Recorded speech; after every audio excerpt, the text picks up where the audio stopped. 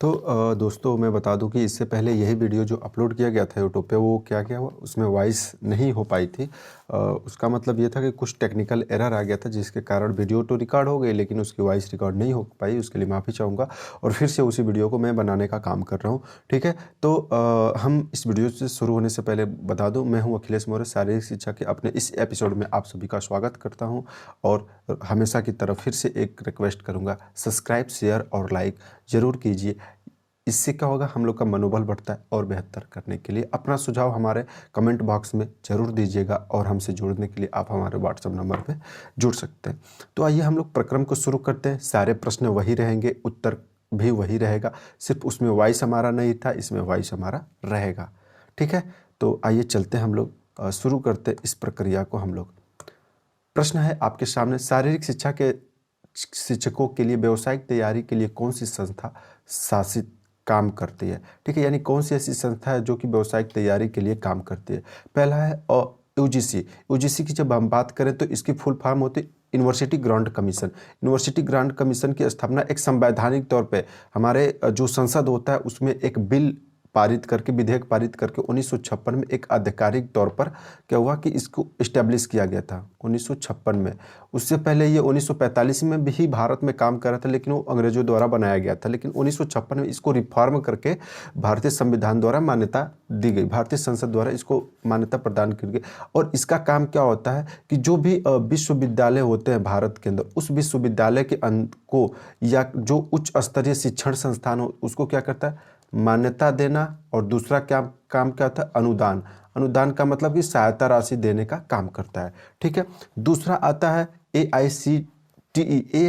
AICTE का मतलब होता है all India council for technical education, यानी टी से क्या हो गया, यहाँ पे टेक्निकल हो जाता है। यानी कि ये जो संस्था होती है भारत के अंदर जो टेक्निकल शिक्षण संस्थान हो गए, जैसे IIT हो जाए या फिर इंजीनियरिंग कॉलेज हो जाती हैं, इनके लिए क्या करती है, मापदंड तैयार करते हैं, मापदंड बनाती है, प्रवेश की व्यवस्था करती है। इन सारी चीज़ों की व्यवस्था करने का काम किया जाता है। और इसकी स्थापना 1945 में भारत के अंदर ही दिल्ली में कर दी गई थी, दिल्ली में।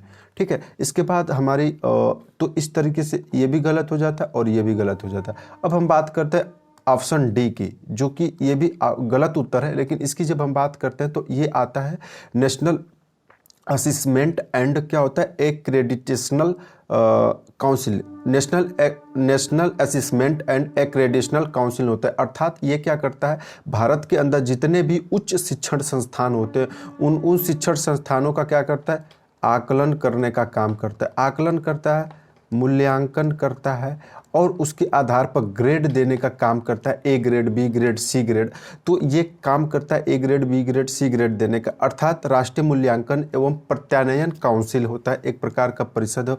और इसकी स्थापना 1994 में बेंगलुरु में की गई थी। अब इस प्रश्न के सही उत्तर की हम लोग बात करेंगे तो वो आता है NCTE। NCTE क्या है, national council for teacher education होता है। ये टीचरों को प्रशिक्षित करता है कि हमें किस प्रकार से शिक्षा प्रणाली के मापदंड को तैयार करना है, किस तरीके से हमें धारा का निर्माण करना है, किस तरीके से शिक्षण प्रक्रिया का हमें निरीक्षण करना है और एक बेहतर टीचिंग व्यवस्था को लाने का काम करना है। और इसके लिए इसकी स्थापना जो होती है 1995 में क्या होता है, दिल्ली के अंदर कर दी जाती है, दिल्ली में कर दी जाती है। और इस प्रश्न का सही उत्तर हो जाता है। इसी के माध्यम से ही एक व्यावसायिक तैयारी का काम भी शुरू किया जाता है। ठीक है, आगे चलते हैं।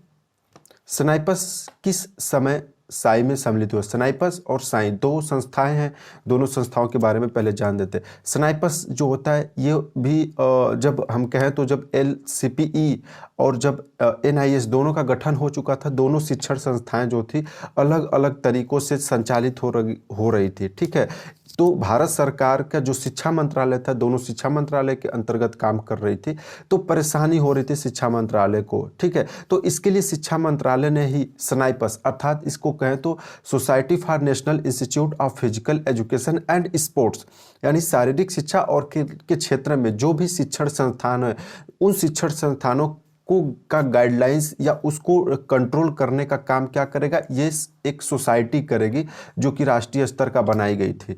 ठीक है, तो इसके अंतर्गत जो था NIS और फिर NCPE दोनों को इसके अंदर शामिल कर दिया गया और ये संस्था क्या थी, दोनों को गवर्न करने का काम करती थी और फिर ये जो स्नाइपर्स था सीधे शिक्षा मंत्रालय को रिपोर्ट करती थी इन दोनों संस्थाओं के बारे में।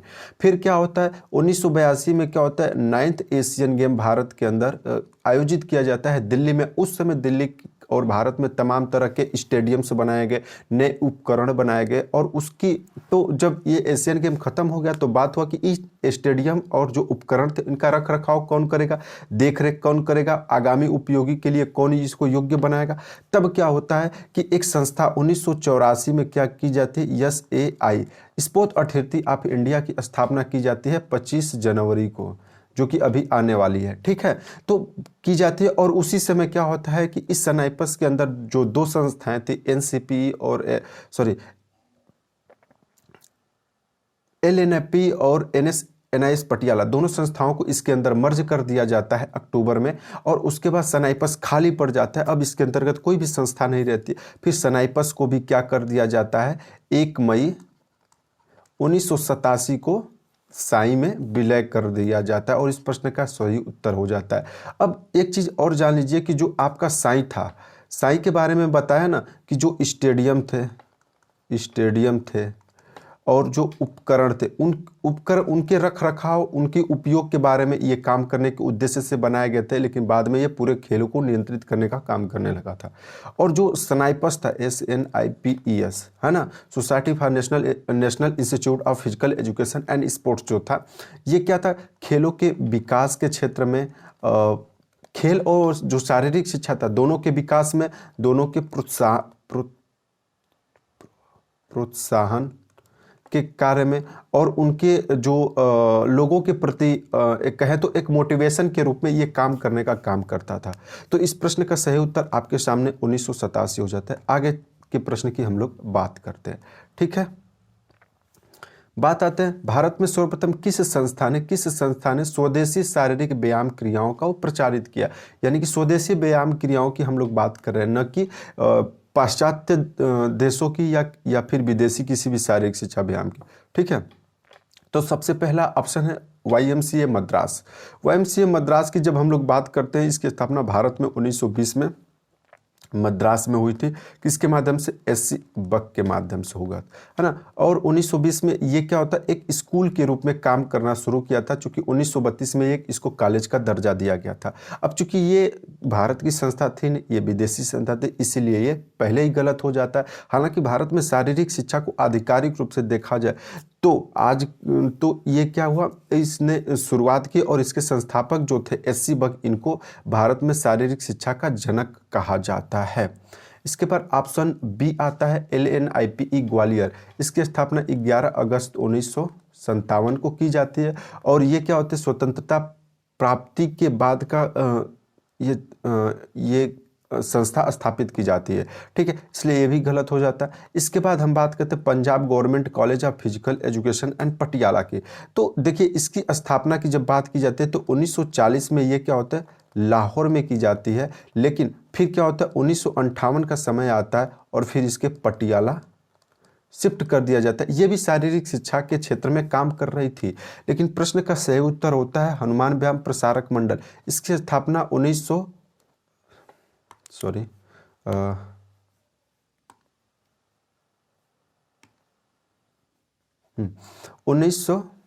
1 मिनट,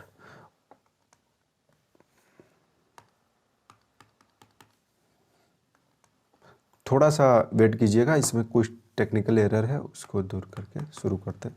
ठीक है,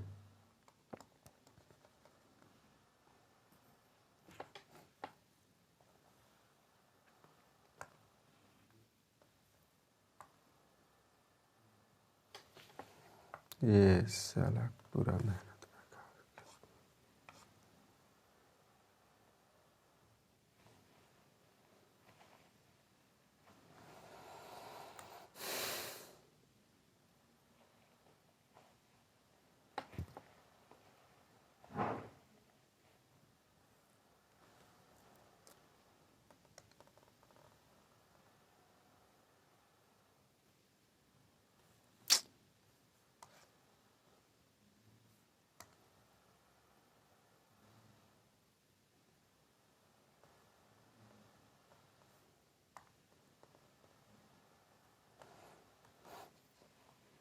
तो साथी हम बात कर रहे थे इस प्रश्न के सही उत्तर की, यानी कि हनुमान व्यायाम प्रसारक मंडल अमरावती की। इसकी स्थापना की जब हम बात कर रहे थे तो इसका स्थापना 1914 में कहाँ पे किया गया था? अमरावती, जो महाराष्ट्र के अंदर होता है। वहाँ पे अंबादास पंत वैद्य और अनंत राव पंत वैद्य, दो भाई लोग थे। इनको वैद्य बंधु के नाम से भी जाना जाता है। इन्होंने इसकी स्थापना की थी और इसके माध्यम से ये भारत के अंदर यहाँ की जो देसी खेल थे, जैसे मैं बात करूँ दंड बैठक का आसन, मलखंब, अत्या पत्ता, लेजियम, कबड्डी, खो खो, तलवारबाजी, लाठी डंडे चलाना, गदा चलाना, इन सारी चीज़ों को इन्होंने शुरुआत की थी। और इसीलिए क्या होता है, जो स्वदेशी शारीरिक शिक्षा व्यायाम जो होता है, हनुमान व्यायाम प्रसारक मंडल 1914 द्वारा एक सभी स्वदेशी शारीरिक शिक्षा कार्यक्रमों को तैयार करने का या प्रचारित करने का काम किया गया था। इसी ध्येय से क्या हुआ कि जब हम पढ़ते हैं 1936 का बर्लिन ओलंपिक में भी पहली बार हनुमान व्यायाम प्रसारक मंडल ने अपनी सभी स्वदेशी शारीरिक क्रियाओं का भी प्रदर्शन किया। उसके साथ साथ दूसरे ओलंपियाड जब बात करते हैं 1949 में भी इन्होंने इस चीज़ को विश्व स्तर पर प्रचलित करने का काम किया था। ठीक है, इसके बाद हम लोग आगे चलते हैं अगले प्रश्न पर। प्रश्न है, भारत सरकार द्वारा शारीरिक शिक्षा का राष्ट्रीय प्लान कब प्रकाशित किया गया था? राष्ट्रीय प्लान के बारे में की जाती है भारत सरकार द्वारा। किसका? शारीरिक शिक्षा का राष्ट्रीय प्लान कब प्रकाशित किया गया था?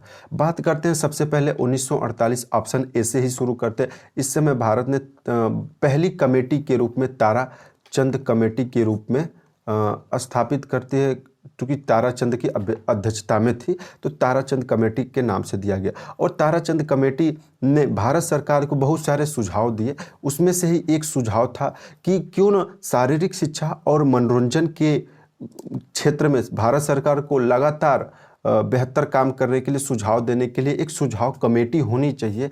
तब क्या हुआ, इसी के ताराचंद कमेटी के सुझाव पर भारत सरकार ने 1950 में क्या किया, एक कैब की स्थापना की, जिसको हम कहते हैं central advisory board of physical education and recreation, यानी कि दो विषय शामिल थे, शारीरिक शिक्षा और रिक्रिएशन। नोट कीजिएगा, इसमें खेल शब्द की कहीं भी उल्लेख नहीं है। तो शारीरिक शिक्षा और खेल के ऊपर सलाह देने के लिए भारत सरकार ने एक कमेटी बनाई जिसका नाम था सेंट्रल एडवाइजरी बोर्ड। ठीक है, केंद्रीय परामर्श समिति, किसके क्षेत्र में? शारीरिक शिक्षा और खेल के क्षेत्र के ऊपर।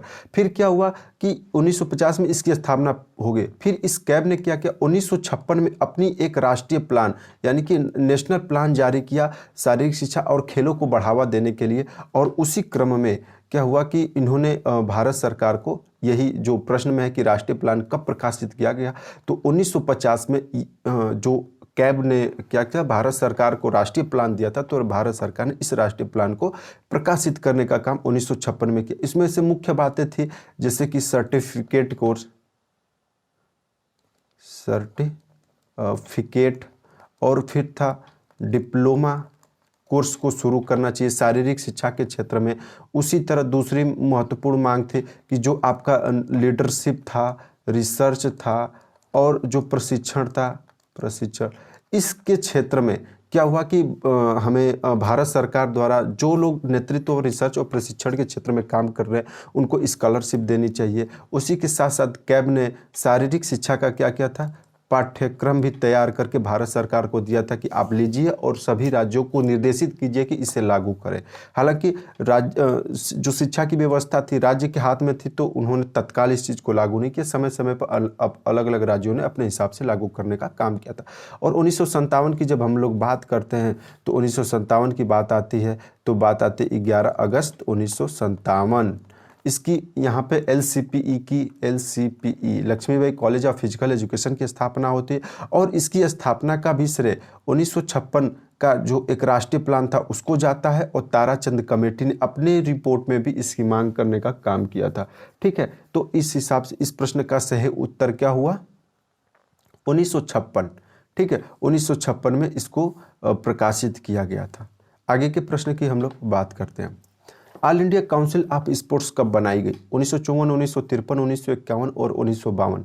बात करते हैं ऑल इंडिया यानी कि AICS, all India council of sport, यानी कि अखिल भारतीय खेल सलाहकार समिति, यानी कि यहाँ पे हम खेल की बात कर रहे थे। इससे ठीक पीछे वाले प्रश्न में हम शारीरिक शिक्षा और मनोरंजन पे बात कर रहे थे, वहाँ पे खेल सब नहीं था। लेकिन इस कमेटी का देखिए यहाँ पे सिर्फ खेल की बात की जा रही है कि एक ऐसी कमेटी बनाया जाए जो भारत सरकार को सीधे खेल के क्षेत्र पर खेल को डेवलप करने के लिए सलाह देने की काम करे। तो हम बात करेंगे इस प्रश्न का जो सही उत्तर होता है वो होता है ऑप्शन ए 1954। और इसमें क्या हुआ कि तत्कालीन शिक्षा मंत्री के रूप में कौन थे? मौलाना अबुल कलाम आज़ाद, है ना, अबुल कलाम आज़ाद, ये क्या थे? तत्कालीन शिक्षा मंत्री थे। और इन्होंने क्या किया, भारत के जितने भी समस्त खेल फेडरेशन थे उस खेल फेडरेशनों के अध्यक्षों की बैठक इन्होंने दिल्ली में अपने ऑफिस में बुलाते हैं। नवंबर का माह था, नवंबर 1954 नवंबर 1954 का समय था, उस समय बुलाते हैं और फिर सभी खेल फेडरेशनों के अध्यक्षों के सर्वसम्मति से इन्होंने एक काउंसिल का, एक सलाहकार समिति की स्थापना करते हैं जो कि भारत सरकार को खेल के क्षेत्र में सुझाव देने का काम करेगी। तो उसी समय ही all India council of sports यानी अखिल भारतीय खेल सलाहकार समिति की स्थापना कर देते हैं। और इसके अखिल भारतीय खेल सलाहकार समिति के पहले जब हम अध्यक्ष की बात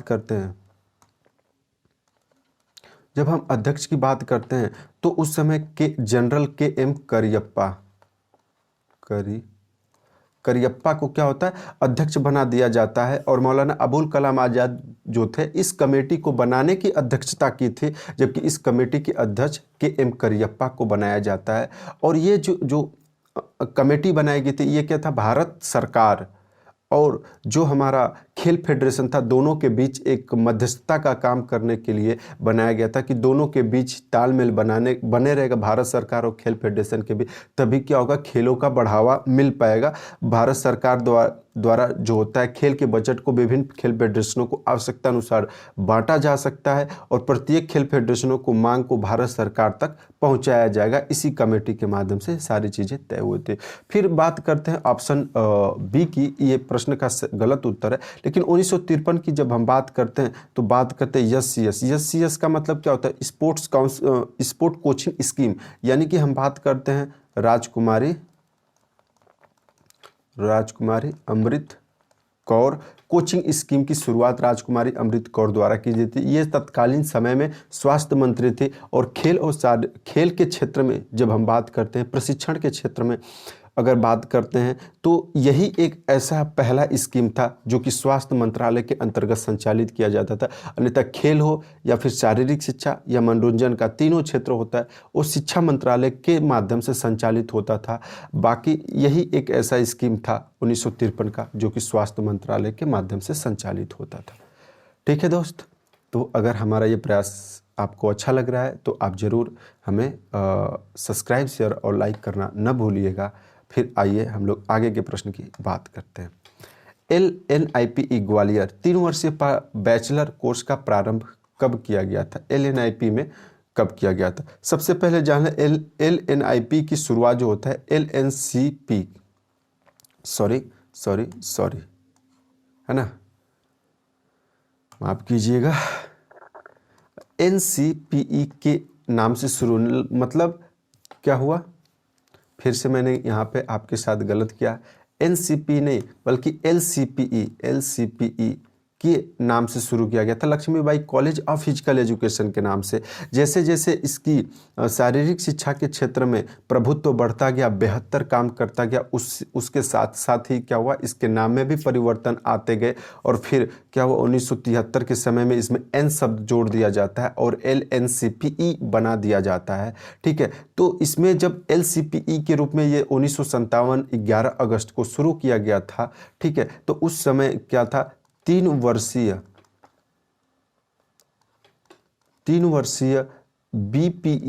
BPE पाठ्यक्रम को संचालित किया गया था। 3 वर्षीय बैचलर कोर्स का शुरुआत BPE के नाम से शुरू की गई थी और इस प्रश्न का सही उत्तर भी है। लेकिन आज के समय में वहाँ पे BP नहीं है, BPED होता है। तब हम बात करेंगे 2006 की, और इसी BPE के 3 वर्षीय पाठ्यक्रम को क्या कर दिया गया, BPED का नाम दे दिया गया और ये फिर 4 वर्षीय बना दिया गया। तो ये भी प्रश्न बन सकता है कि कब 4 वर्ष से बनाया गया या बीपीएड की संचालन कब से शुरुआत की गई थी। ठीक है, इसके बाद 1960 की बात करते हैं तो कौल कपूर कमेटी की हम लोग बात करने लग जाते हैं। फिर 1963 में आते हैं तो 1963 में दूसरा पाठ्यक्रम मास्टर डिग्री उसी शारीरिक शिक्षा के क्षेत्र में शुरू की जाती है। Master of physical education MPE की शुरुआत की जाती है। लेकिन बाद में फिर क्या होता है, 2005 का समय आता है और फिर MPE को क्या करते हैं, MPED का नाम दे दिया जाता है। और इसके अलावा 2 अन्य पाठ्यक्रम 1998 में शुरुआत की जाती है। एक पाठ्यक्रम होता है PhD और दूसरा पाठ्यक्रम होता है MPhil की भी शुरुआत यहाँ पे की जाती है। इस प्रश्न का सही उत्तर 1957 होता है। आगे के प्रश्न की हम लोग बात करते हैं दोस्त। जॉर्ज विलियम ने किस वर्ष YMCA की स्थापना की? देखिए, जल्दी से जितनी जल्दी से हम प्रश्न पढ़ने का प्रयास करेंगे उतनी ज़्यादा ही हमें गलती करने की चांसेस अक्सर होते। अगर हम कह दें सिर्फ झटके में अगर पढ़े YMCA की स्थापना, सीधे हम 1920 लगा के चले आएंगे और यही हमारा भारी मिस्टेक होगा। पहले पढ़िए रेफरेंस किसका दिया गया है, कहाँ से रेफरेंस ले रहा है। जॉर्ज विलियम की हम बात करें इस प्रश्न में, तो जॉर्ज विलियम जो 1920 में जब YMCA की बात करते हैं तो ये मद्रास भारत में इस्टेब्लिश किया गया था। HC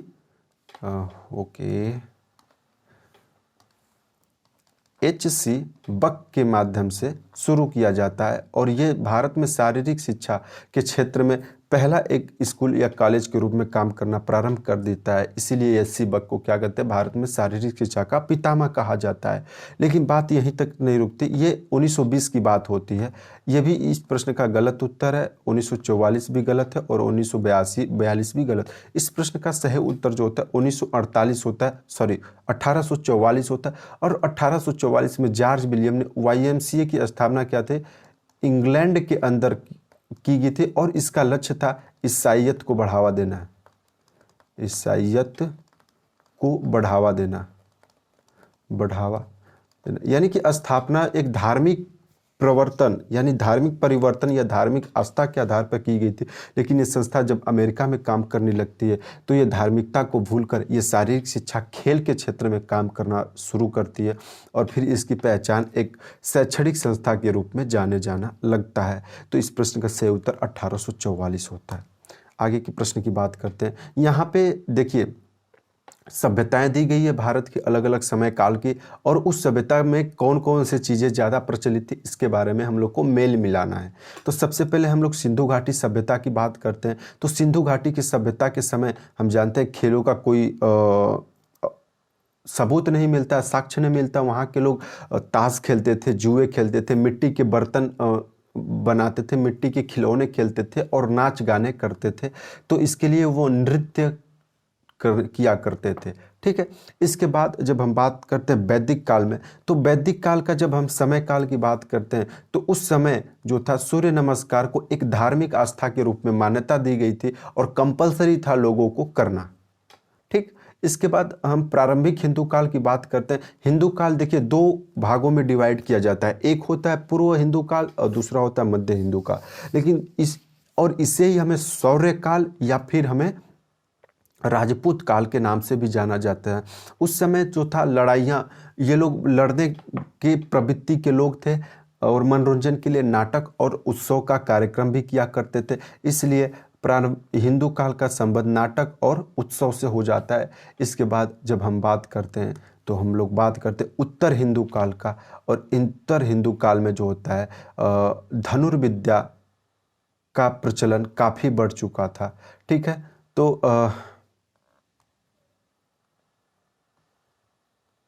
इसको हटाना पड़ेगा ना, इसका धनुर्विद्या से संबंध हो जाता है। तो हम ऑप्शन की बात करते हैं तो ऑप्शन ए में सबसे पहले हम लोग बी की बात करते हैं, सी और डी में मैचिंग करते हैं। फिर वैदिक काल में हम लोग डी की बात करते हैं, प्रारंभिक हिंदू काल में ए की बात करते हैं, यानी कि ये मिलता गया और ऑप्शन डी इस प्रश्न का सही उत्तर हो जाता है। आगे के प्रश्न को देखते हैं। देखिए दोस्त, यहाँ पे हम लोगों को क्रम से डिवाइड करना है कि कौन सा काल पहले की बात आती है। तो वैदिक काल की जब बात करते हैं तो यह क्या होता है 2500 BC से लेकर यह 600 बीसी की बात करता है, उस समय ये चलता था। और उससे पहले सिंधु घाटी सभ्यता या प्री वैदिक पीरियड भी इसको कहा जाता है। ये क्या था, 3250 से लेके और ये 2500 बीसी तक, बिफोर क्राइस्ट, यानी कि ईसा पूर्व की हम लोग बात कर रहे थे। इसके बाद हिंदू काल आता है। हिंदू काल को दो भागों में डिवाइड किया जाता है, एक पूर्व हिंदू काल, एक उत्तर हिंदू काल। पूर्व हिंदू काल का जो समय था वो था आपका 600 से लेके 320 बीसी तक था। और जो उत्तर हिंदू काल था ये 320 बीसी से लेके 1000 एडी तक रहा, अर्थात कह सकते हैं। और उसके बाद ही 1000 एडी के बाद 1757 तक हमारा मध्यकाल रहा था। तो हम कह सकते हैं ना कि जो हिंदू काल होता है ये 600 बीसी से लेके क्या होता है, 600 बीसी से लेके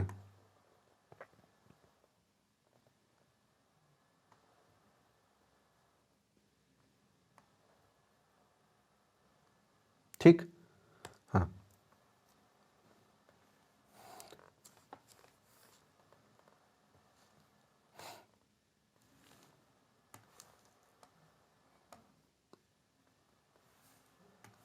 तो ये 600 बीसी से लेके 1000 बीसी तक हमारा क्या रहा, हिंदू काल का समय रहा। और उसके बाद हम लोग जब बात करते हैं मध्यकाल का, तो ये 1000 से लेके 1757 तक का इसका काल रहा था। ठीक है, तो हम लोग बात कर लेते हैं ऑप्शन की। तो सबसे पहले हमारा बी आएगा, सिंधु घाटी सभ्यता, बी और सी में मिलते हैं।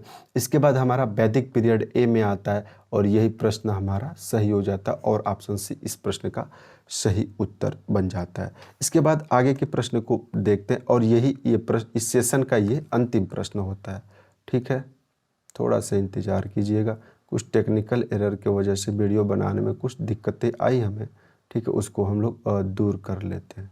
ठीक है,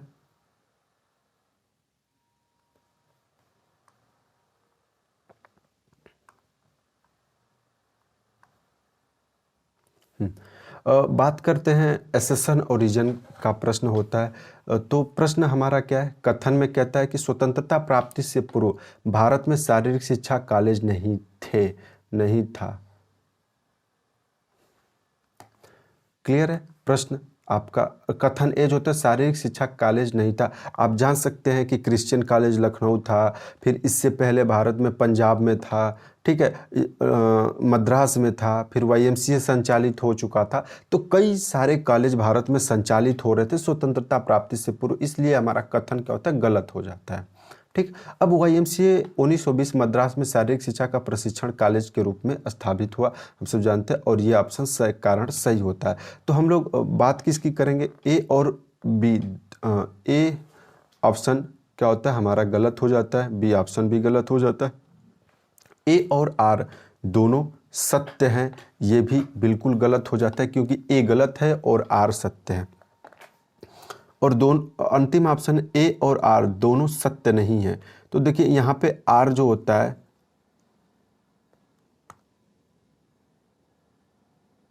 यहाँ पे क्या होता है, इस चीज़ को हम लोग हटा देते हैं, थोड़ा टाइपिंग में गलती हो गई, इसके लिए माफ़ी चाहूँगा। ठीक है, ए सत्य नहीं है पर आर क्या होता है, सत्य है। तो इस प्रश्न का सही ऑप्शन हम लोग बना लेते हैं, ऑप्शन डी इस प्रश्न का सही उत्तर है। ठीक है, तो साथियों थोड़ी सी टेक्निकल एरर की वजह से बीच बीच में दिक्कत आई, उसके लिए माफ़ी चाहूँगा। और आप ज़रूर बताइएगा कमेंट करके हमारा ये प्रश्न सेशन कैसा रहा, आपको कैसा लगा, एक्सप्लेनेशन किस प्रकार से रहा और किस प्रकार से हम बेहतर कर सकते, इसके लिए आप ज़रूर कमेंट बॉक्स में हमें कमेंट कीजिएगा। तो फिर मिलते हैं हम लोग अगले वीडियो में, तब तक के लिए आपको शुभ दिन।